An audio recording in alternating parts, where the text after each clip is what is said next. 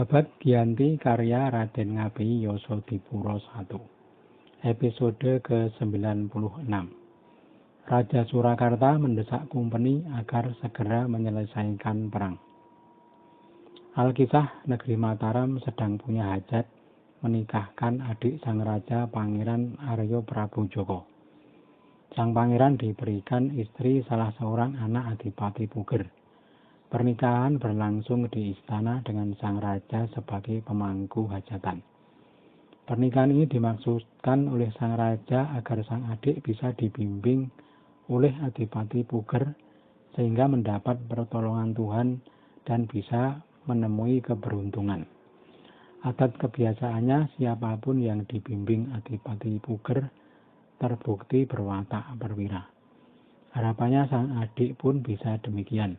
Syukur bisa melebihi keperwiraan sang raja sendiri. Para kerabat dan punggawa negeri dibagi menjadi dua bagian. Separuh punggawa berada di Kasingosaren, separuh lainnya mengiringi sang putri dari istana. Heboh orang senegara, pria wanita semua menonton rangkaian upacara temu pengantin tersebut. Para adipati mengiringi beserta prajurit bersenjata lengkap. Prajurit Sorogeni menyambut keluarnya pengantin dengan tembakan senapan di sepanjang jalan dari istana ke rumah Pangeran Singosari. Setelah acara temu pengantin dilanjutkan acara bersuka-suka semalam suntuk. Pukul 3 pagi mereka baru bubaran. Selesai hajatan, para adipati mancanegara kembali bertugas ke medan perang. Pimpinan pasukan adalah sang pengantin baru Pangeran Arya Prabu Joko, didampingi Adipati Puger sebagai penasehat. Kota-kota pesisir timur diserahkan kepada Adipati Suronoto dan Pangeran Tumenggung Godomastoko dengan diberi prajurit dalam yang disebut prajurit Jogopati sebanyak 80 prajurit. Setelah diberi surat tugas, pasukan berangkat ke utara. Ada 8 bupati dengan 3.000 prajurit berkuda. Tak diceritakan perjalanannya. Pangeran Arya Prabu Joko dan Adipati Puger sudah sampai di Grobogan. Di sana pasukan berhenti untuk mengatur siasat dan menyiapkan pasukan selama 7 hari. Pasukan berbaris di utara Bluro, di perbatasan 3 wilayah Bluro, Lasem, dan Rembang. Di markas pasukan para adipati dibangun layaknya kota raja lengkap dengan alun-alun. Setiap hari Senin mengadakan pertemuan sambil latihan perang. Sementara itu di Kabanaran, orang-orang bekas bawahan Pangeran Singosari di Semboyan sebanyak 2.400 diberikan kepada Pangeran Adipati Mangkunagara. Sebanyak 1.600 diberikan kedudukan dan 800 untuk menanam obat guna melayani sang raja. Ada 8 dacin obat yang diserahkan kepada sang raja, lalu dibagi kepada para tumenggung. Sementara itu di Betawi, Gubernur Jenderal Van Imhoff merasa bersalah, karena sekarang Kumpeni kerepotan menghadapi perlawanan Pangeran Mangkubumi.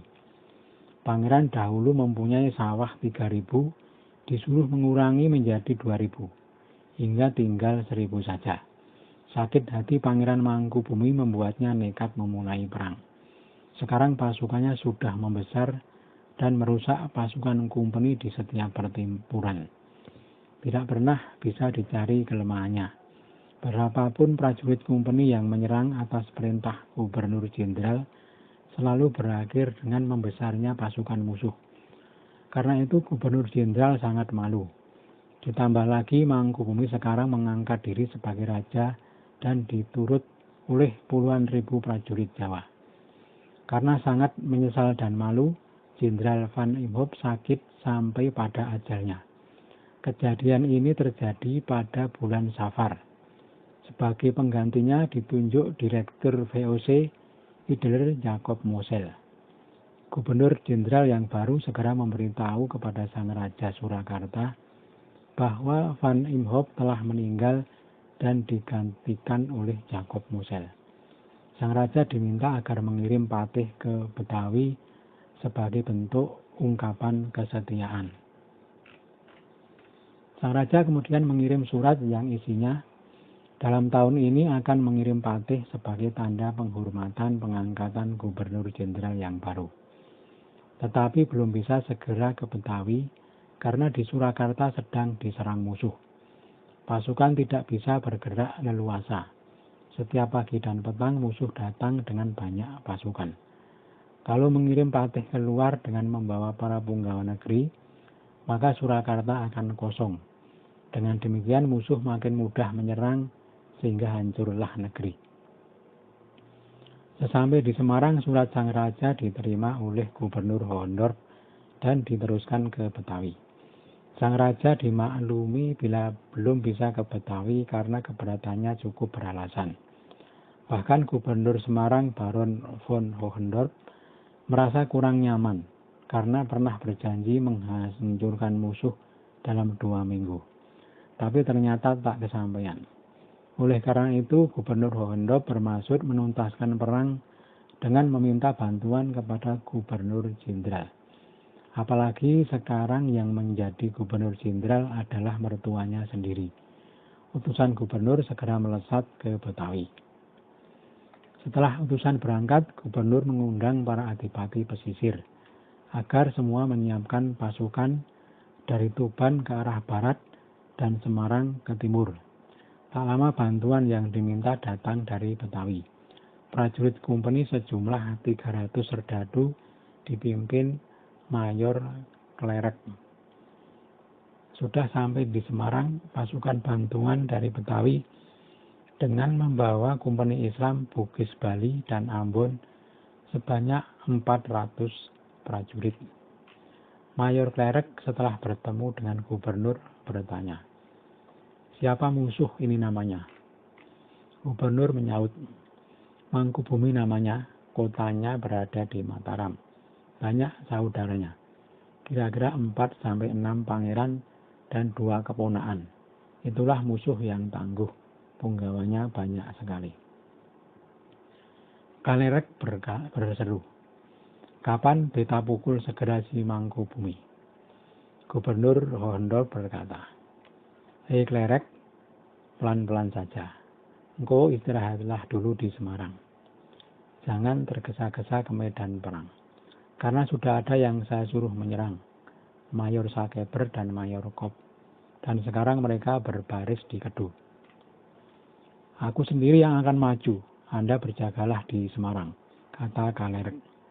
"Baiklah, engkau berangkat besok," sahut gubernur. "Saya dulu saja ingin tahu Sakeber dan Kop, bagaimana barisannya di sini," kata Klerek. Setelah ditunjuk seorang untuk mengantar, pasukan Mayor Klerek segera diberangkatkan dari Semarang. Sesampai di Kedu, kedatangan sang mayor disambut dengan hormat. Segera dibawa masuk dan bertemu dengan para bupati. Klerek bertanya, "Di mana letak musuh? Aku berani memukul Mangkubumi." Mayor Kop menjawab, "Hanya punggawanya yang berada di sini. Mangkubumi masih jauh. Jangan menyerang kalau tak punya pasukan banyak. Mangkubumi tangguh. Aku dan Sakeber ini selama melawannya telah banyak menghabiskan serdadu kompeni." Sudah 1 bulan Mayor Klerek berada di Kedu, lalu dipanggil kembali ke Semarang. Sesampai di Semarang, pasukan kompeninya dari 300 diminta 200 untuk diperbantukan ke Sukowati, bergabung dengan Kapten Buset dan 400 kompeni Islam serta pasukan Jawa dari 7 bupati. Berangkat ke Tenggara untuk menduduki Demak, pasukan kompeni lalu berhenti di Godong, berbelok ke selatan, menyeberang pegunungan Kendeng, lalu sampailah mereka di Grobogan. Pasukan Singosari di Grobogan sudah mendengar bahwa barisan kompeni datang dengan pasukan yang sangat besar. Mereka tak menghadang, hanya akan menghindar ke timur. Ribuan prajurit menghilang ke hutan dengan dipecah menjadi 3 bagian. Pasukan kompeni lalu terus bergerak ke selatan. Di sepanjang jalan selalu diganggu pasukan musuh dari kiri dan kanan. Mereka bingung karena setiap membawa barang seringkali dirampok. Singkat cerita, pasukan Kumpeni berhasil sampai di Grompol dan menggelar barisan dengan benteng yang kuat. Seorang punggawa Surakarta bernama Tumenggung Pringgodiningrat datang ke Grompol bersama seluruh panekarnya dan bergabung dengan barisan Kumpeni.